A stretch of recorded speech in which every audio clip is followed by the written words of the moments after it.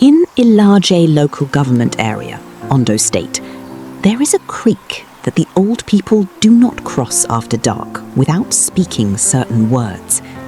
The young people who grew up there know this. They do not always know why. They do it anyway.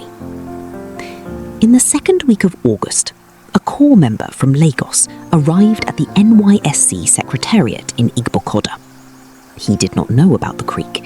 He did not know about the words. He did not know that a posting he had been complaining about since the day the allocation came had been waiting for him specifically. For 11 nights, something came to the gate of the corpor's lodge and called a name. The name it called was his father's name.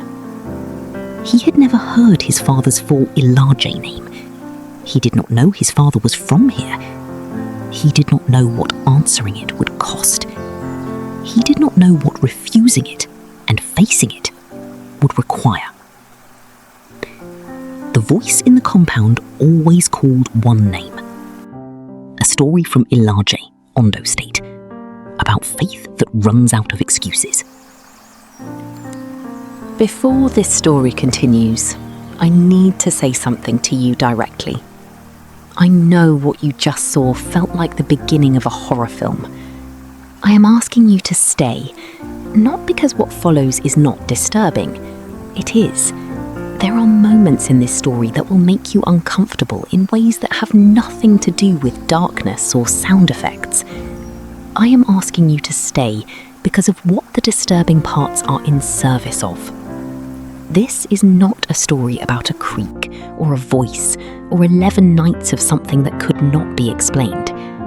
This is a story about a 24-year-old man who spent 7 years being completely certain that the spiritual world was not real, who arrived at a posting he resented, in a place he did not choose, beside a creek he did not understand, and discovered across 12 nights that the faith he thought he had left behind at university had never actually left him. It had simply been waiting for the right creek. I am asking you to stay for 3 reasons.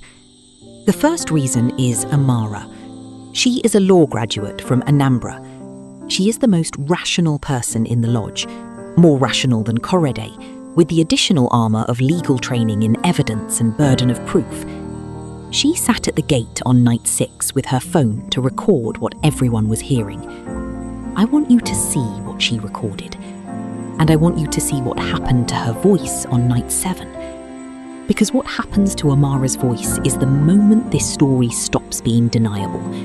And what gives it back is the moment you understand what this story is actually about. The second reason is Mama Agbola. She is 68 years old. She has lived beside this creek for 68 years. When she heard the name on night 4, this woman who has seen everything this creek produces, she went completely still. Not from fear, from recognition. She knew what was being called. She knew why. And she had been waiting for 30 years for the right person to come back to this creek and close what was opened here. Stay to find out who that person turned out to be. The third reason is Korede himself. He is a first-class computer science graduate from Unilag. He arrived in Ilaje angry about his posting. He did not believe in spiritual warfare. He had 7 years of very deliberate, very intelligent reasons for not believing. And I want you to see what happens to those reasons when something arrives at the gate that they have no category for. Because the moment his reasons go quiet, and they do go quiet, on night 8 at his creek-facing window, is the moment this story becomes about something bigger than a voice in the dark. Korede Adeyemi grew up in Surulere, Lagos, the son of a deeply Pentecostal mother and a father who was a police officer and who died of meningitis when Korede was 14 years old. He was a first-class student. He was careful with money, private with his thoughts, and deliberately, methodically rational about the world. At 21, in a philosophy elective at the University of Lagos, he decided, with the thoroughness of a man who does not do things halfway, that the faith his mother had built into him was not intellectually defensible. He did not announce this decision. He simply stopped going to church. His mother noticed immediately. She has been praying for his return every morning since. He graduated with a first-class degree in computer science. He expected Lagos. He expected a tech company posting. He expected the specific future that a first-class computer science graduate from Unilag is entitled to expect. He got Ilaje local government area, Ondo state. He called his mother from the NYSC orientation camp to tell her. She was quiet for a moment. Then she said, "Korede, pray before you go there." He did not pray. He packed his bag, he took the bus to Oray, then the connecting vehicle to Okitipupa, then the final vehicle to Igbokoda. He arrived at the NYSC Secretariat at 3:47 p.m. on a Thursday afternoon in August. Hot, irritated, already composing the complaint letter he intended to send to the NYSC Directorate. He did not send the letter. He was too busy by the time he thought of it again. Igbokoda received Korede the way small towns receive people from big cities, with the particular patience of a place that has seen many arrivals and knows that most of them will leave having understood very little of what they were in the middle of. The town sat beside the Apoy Creek like it had always been there, which it had. The water was dark and constant, and the smell of it was everywhere. Not unpleasant, just present, the way something is present when it has decided it is not going anywhere. The boats went back and forth across the creek at all hours. The fish market at the edge of the water was the loudest thing in town before 6 in the morning. The Ekun Lodge was a 15-minute walk from the Secretariat. 6 rooms, 5 other corps members already installed when Korede arrived. Ngozi from Enugu, Seyun from Ibadan, Amara from Anambra, Bello from Kaduna, and a quiet girl from Rivers State named Precious, who would leave the posting on medical grounds in week 3, and whose room would remain empty for the rest of the story. Mama Agbola met Korede at the lodge gate when he arrived. She looked at him for a long moment, a look he did not know how to interpret then, and would understand completely later. She showed him his room. She pointed out the bathroom schedule, the generator hours, the market days. She showed him the connecting gate between the lodge and her building. She said, "If anything troubles you, come to me directly, day or night." He thanked her politely and assumed she meant plumbing. From his window that first night, he could see the creek on the other side of the road, the moon on the water, the mangrove silhouettes, the darkness between the trees on the opposite bank. He found it peaceful. He would not find it peaceful for very long. The first night, Korede heard nothing.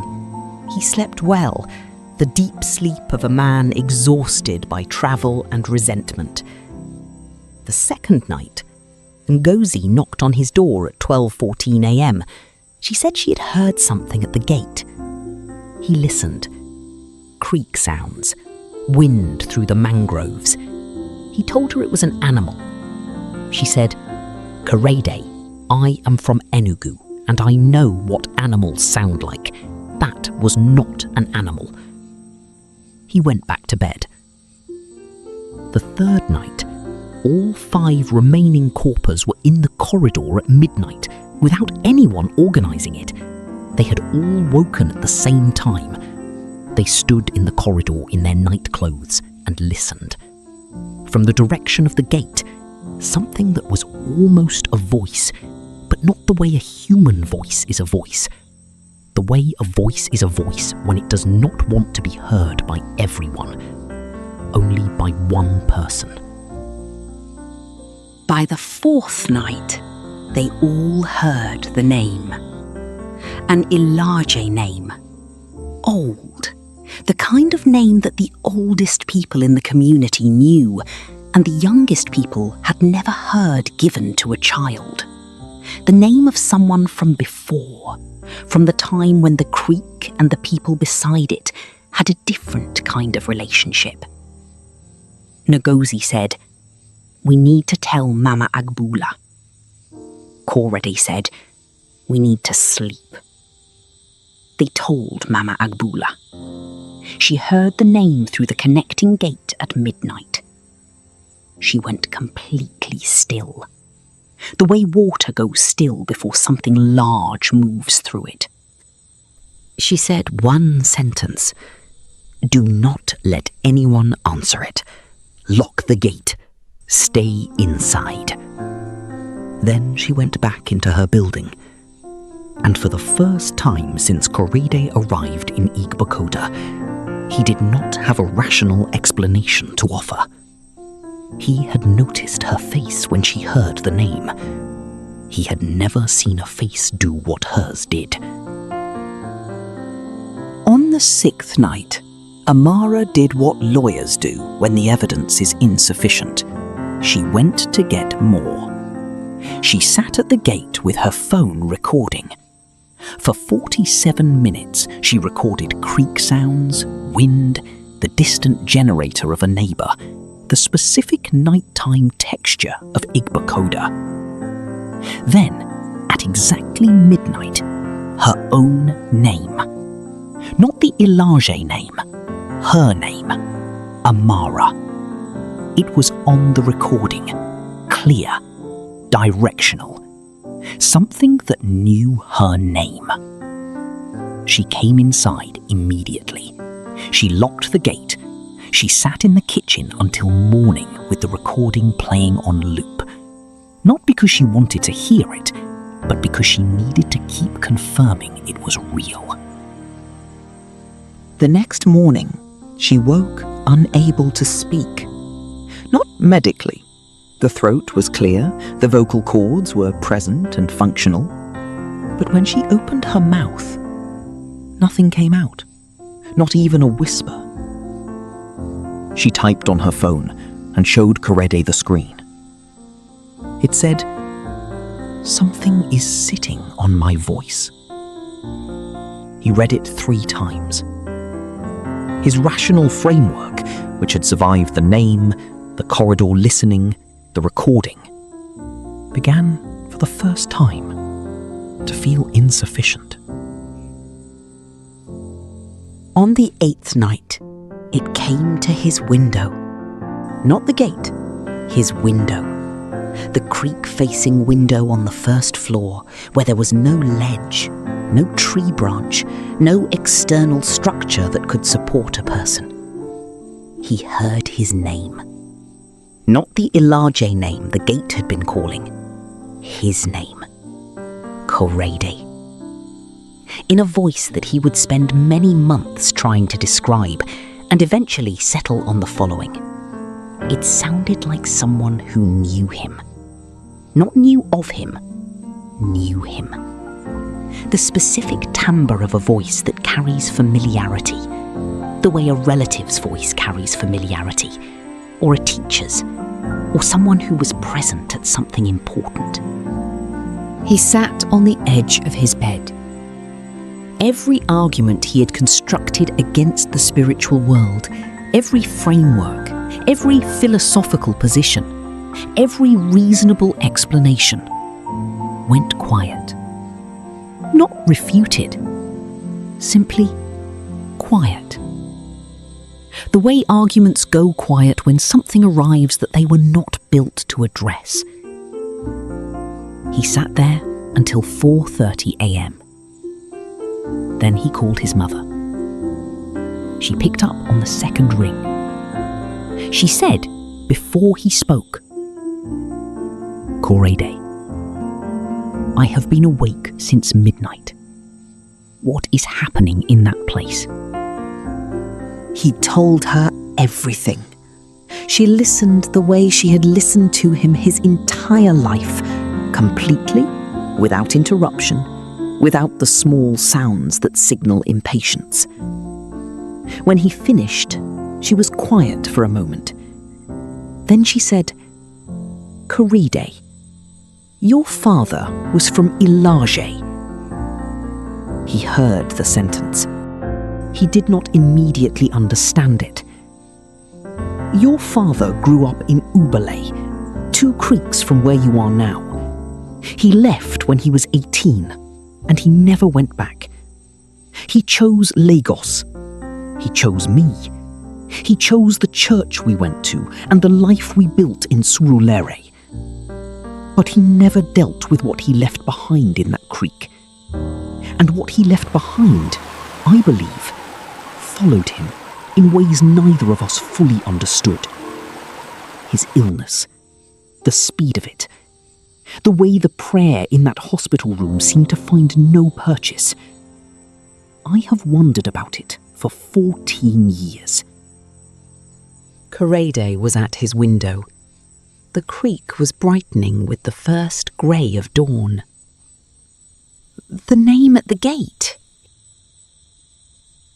is your father's family name, his full Ilaje name, the name he stopped using when he came to Lagos, the name he never taught you because he wanted you to be Lagos, not Ilaje.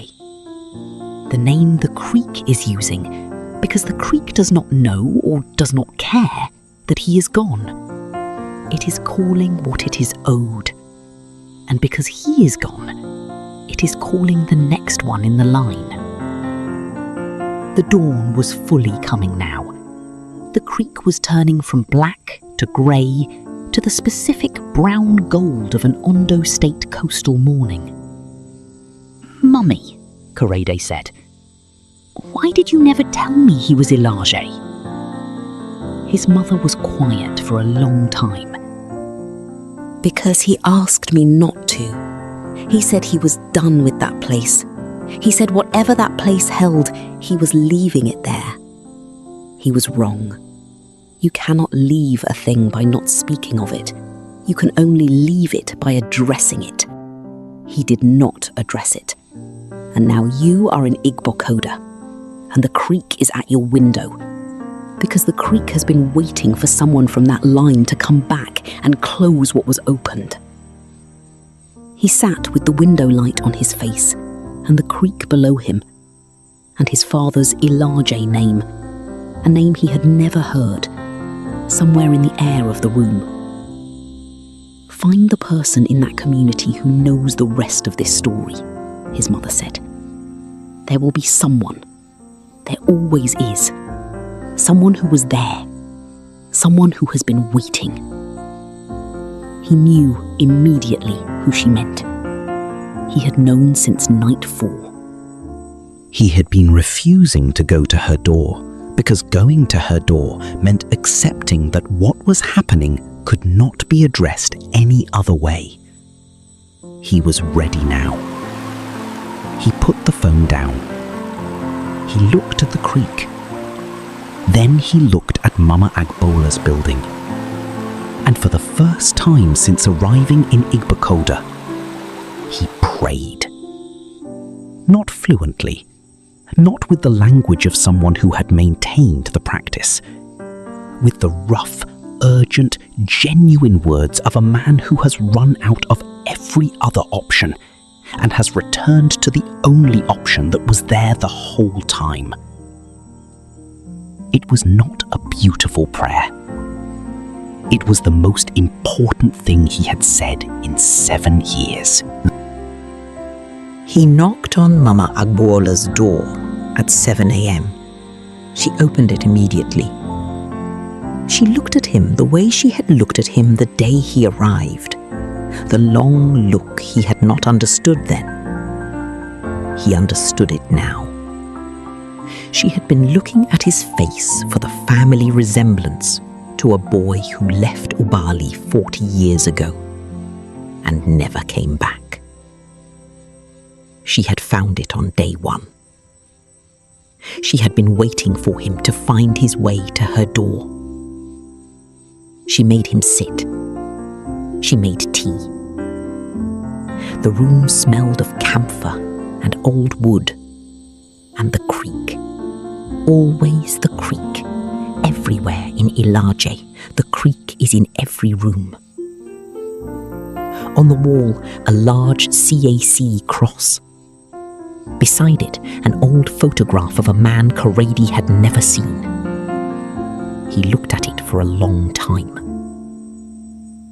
Mama Agbuola said, "That is your grandfather's older brother.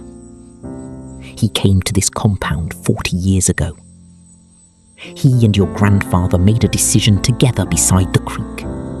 A decision the creek witnessed and recorded, and has been holding since. When your grandfather left with his family, the creek did not let the decision go. It does not work that way." She told him everything. The specific agreement, the specific year, 1963, the specific terms, what the family received, what the creek was owed in return, how the debt had been expressing itself across 3 generations, the early deaths, the inexplicable losses, the specific pattern that Korede's mother had been praying about without knowing exactly what she was praying about. And then she said the thing that reframed the entire posting. The NYSC does not know what it did when it sent you here, but something older than the NYSC knew. You were called back to this creek before you were born, because every generation carries what the previous one left unaddressed. Your father ran from this. I watched him go. I prayed for 30 years that someone from that line would come back. Not to pay what the creek demands. The creek's demands were cancelled at Calvary, and that is what we will tell it on the 12th night. But to be present, to close it with authority, to stand on this bank and speak the name above every name into the thing that has been operating beneath it. She looked at him directly. "Can you do that?" He thought about the edge of the bed on night 7, the recording device that captured silence, the rational framework going quiet. He thought about his mother's voice at dawn, his father's name that he had never heard, the creek outside his window that had been waiting longer than he had been alive. "I don't know," he said honestly. I stopped."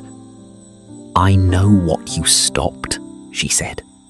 "Your mother told me when she called me 3 years ago to pray for you. Yes, she knows me. She called me because she knew I was here. She has been praying for this day. The question is not whether your faith is perfect. It was never about perfection. The question is whether you are willing to stand in this place that your father ran from and not run." He was quiet for a long time. The creek moved outside the window. "Tell me what to say," he said. She smiled. The specific smile of a woman who has been praying for something for 30 years and has just watched it arrive. "You already know what to say," she said. "Your mother put it in you before you had the sophistication to refuse it. Tonight, we will remind the creek of what it forgot, and you will speak what you have always known." Night 12. They stood at the gate at 11:45 p.m. All 5 corpers, Mama Agbola and Pastor Sampson, who had driven from his house at 10 p.m. when Korede called him. 7 people beside an iron gate on a creek road in Igbokoda, Ilaje LGA, with the mangroves on the other side of the water watching from the dark. Bello, the Muslim from Kaduna, had asked to be present, not to participate in the prayer, to stand. He said simply, "I believe in what you are doing. I will stand with you." He stood at the back of the group, his hands at his sides, his face completely still. Amara's voice had returned 2 days earlier. She stood beside Ngozi. She was not smiling. She had not smiled in 6 days. She was holding her phone. Not to record, not to call anyone.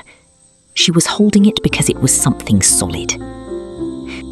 Ngozi was praying under her breath already, had been since they came outside. The specific, quiet, ongoing intercession of a woman who grew up Pentecostal and treats prayer the way other people treat breathing. Mama Agbola stood closest to the gate. Korede stood beside her. At midnight, the sound began. From the road, from the direction of the creek, the name. His father's Ilaje name. The name that had been calling at this gate for 11 nights. He opened his mouth, and the faith his mother had built into him before he had the sophistication to refuse it, the prayers she had put on his tongue at the school gate, the scriptures she had made him memorize, the declarations she had spoken over him every morning of his childhood, all of it came back. Not partially, completely, with the specific, unhurried authority of something that was never gone, only stored. He spoke for 6 minutes. He named his grandfather. He named the year 1963. He named the agreement and renounced it, not in his own authority, but in the authority of a name that outranked what the creek was holding.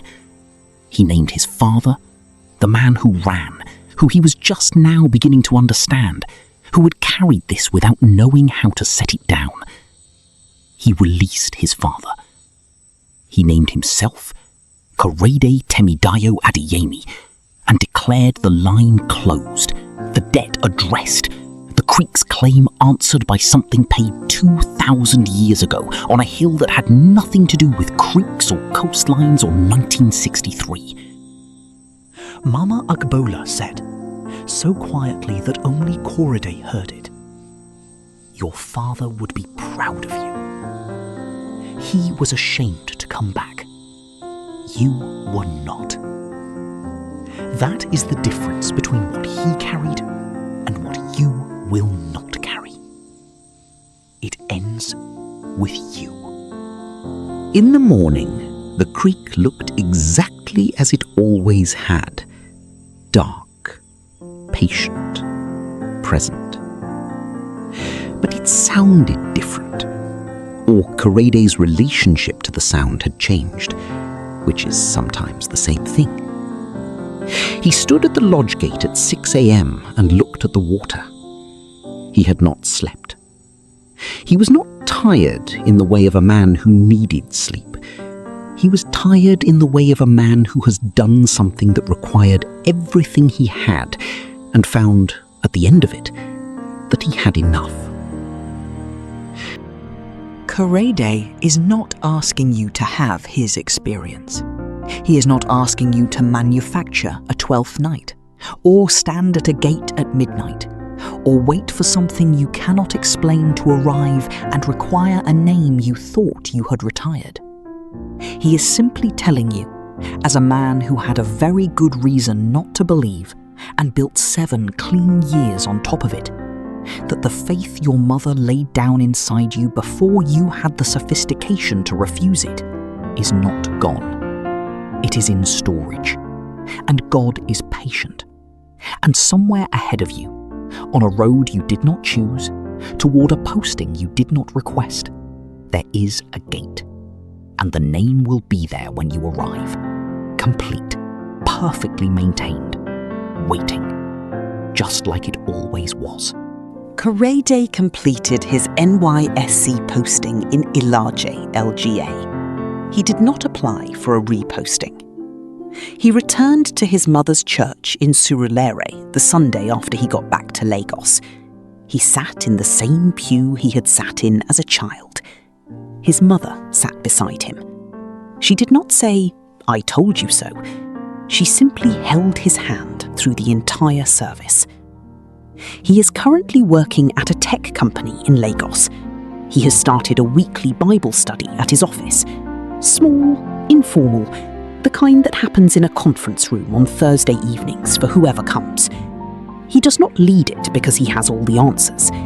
He leads it because he is the man who ran out of answers at a creekside gate in Ilaje and found that what was waiting on the other side of running out was more than enough. Amara's voice has been fully restored. She is back in Anambra, working in a law firm. She has not spoken publicly about what happened to her voice, but she prays every day, specifically by name, with the precision of a lawyer who has learned that the most important court requires the most specific pleading. Mama Agbola is still in Igbo Kota. She is still beside the creek. She still wakes at 5 a.m. She still prays in Ilaje Yoruba, the language the creek understands. The Ekun Lodge gate is quiet. It has been quiet since night 12. The moral of this story is not that spiritual warfare is real, though it is. The moral is this: the faith that was placed in you before you had the sophistication to refuse it does not leave when you leave it.